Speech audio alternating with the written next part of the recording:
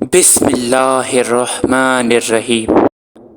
پیارے دوستو، شیخ عبد القادر جیلانی، جنہیں غوث اعظم بھی کہتے ہیں، بہت بڑے بزرگ اور ولی اللہ ہو گزرے ہیں۔ آپ کی ساری زندگی تبلیغ و اشاعت اسلام میں گزری۔ بے شمار لوگوں نے آپ سے روحانی فیض حاصل کیا۔ آج بھی پوری دنیا آپ کی تعلیمات سے فیضیاب ہو رہی ہے۔ آپ کو بچپن ہی سے علم حاصل کرنے کا بے پناہ شوق تھا۔ آپ نے ابتدائی تعلیم تو اپنے قصبے جیلان میں ہی حاصل کی، لیکن دین کی اعلیٰ تعلیم حاصل کرنے کے لیے بغداد جانا پڑتا تھا۔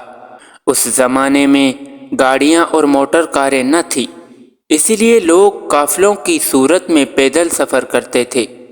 چنانچہ آپ کی والدہ نے آپ کو بھی بغداد جانے والے ایک قافلے کی ہمراہ روانہ کر دیا۔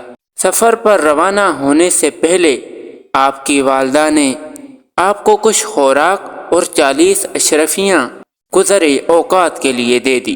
آپ کی والدہ نے یہ اشرفیاں آپ کی قمیض کی تہہ میں سی دیں تاکہ محفوظ رہیں، اور چلتے وقت آپ کو خاص طور پر یہ نصیحت کی کہ بیٹا، ہمیشہ سچ بولنا اور جھوٹ کے قریب نہ جانا۔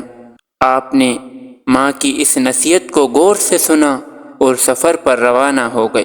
قافلے کے لوگ ڈرتے ڈرتے سفر پر روانہ ہوئے۔ انہیں اس بات کا بھی خدشہ تھا کہ کہیں راستے میں ڈاکو قافلے پر حملہ نہ کر دیں، کیونکہ ان دنوں راستے غیر محفوظ تھے اور ڈاکو اکثر قافلوں کو لوٹ لیا کرتے تھے۔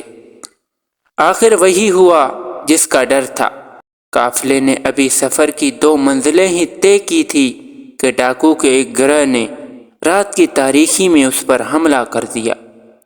تمام قافلے میں افراتفری اور بھگدڑ مچ گئی اور ڈاکوؤں نے اہل قافلہ کو خوب لوٹا۔ ایک ڈاکو شیخ عبد القادر جیلانی رحمۃ اللہ علیہ کے پاس آیا اور کہنے لگا، بچے، تیرے پاس کیا ہے؟ آپ نے جواب دیا، میرے پاس 40 اشرفیاں ہیں جو میری قمیض کی تہہ میں سی ہوئی ہیں۔ ڈاکو نے آپ کی بات کو مذاق سمجھا اور ہنستا ہوا آگے گزر گیا۔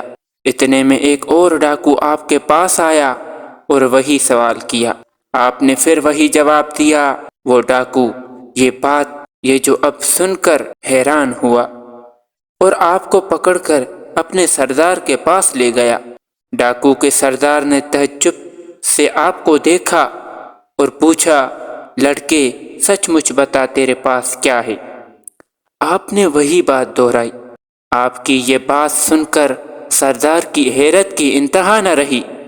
آپ نے اپنی قمیض کی تہہ کو کھولا تو پوری 40 اشرفیاں زمین پر گر پڑی۔